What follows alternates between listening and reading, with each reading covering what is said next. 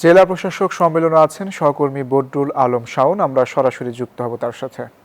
শাওন, সম্মেলনের সর্বশেষ কি তথ্য আছে আপনার কাছে? আপনি জানেন যে 4 দিনব্যাপী জেলা প্রশাসকদের নিয়ে যে ডিসি সম্মেলন, সেই সম্মেলনের আজকে তৃতীয় দিন চলছে। এই তৃতীয় দিনে মোট 8টি কার্যদিবসে ভাগ করে কার্য অধিবেশনে যে কার্য অধিবেশন ভাগ করা হয়েছে সেটি ভাগ করে এই মতবিনিময় সভা চলছে মূলত বিভিন্ন মন্ত্রণালয়ের মন্ত্রী এবং প্রতিমন্ত্রীদের সাথে মতবিনিময়ের মাধ্যমে। দুপুরের পর থেকে যেহেতু আমি এখানে অবস্থান করছি, দুপুরের পরে এখানে মূলত স্থানীয় সরকার এবং পররাষ্ট্র মন্ত্রণালয়ের সাথে মন্ত্রণালয়ের মন্ত্রী প্রতিমন্ত্রীরা কিন্তু এই যে 64 জেলার জেলা প্রশাসক এবং 8টি বিভাগের বিভাগীয় কমিশনাররা তাদের সাথে মতবিনিময় করেন।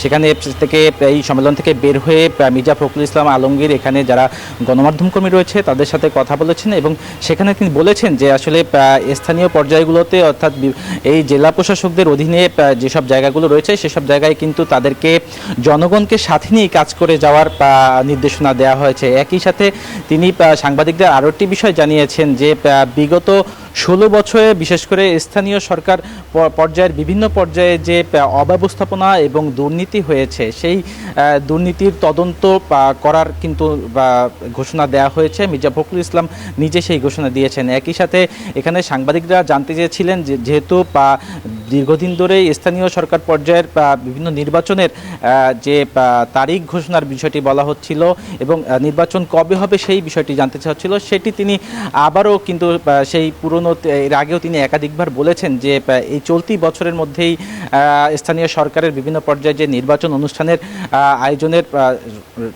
আয়োজন করার কথা জানিয়েছেন, সেটি কিন্তু তিনি আবারও সেই একই কথা অভিব্যক্তি প্রকাশ করেছেন যে এই চলতি বছরের মধ্যেই স্থানীয় পর্যায়ে বিভিন্ন পর্যায়ে তিনি স্থানীয় পর্যায়ে নির্বাচন আয়োজনের কথা জানিয়েছেন সাংবাদিকদের। তো এই ছিল এখন পর্যন্ত আমার কাছে সর্বশেষ সংবাদ। শাওন, আপনাকে ধন্যবাদ।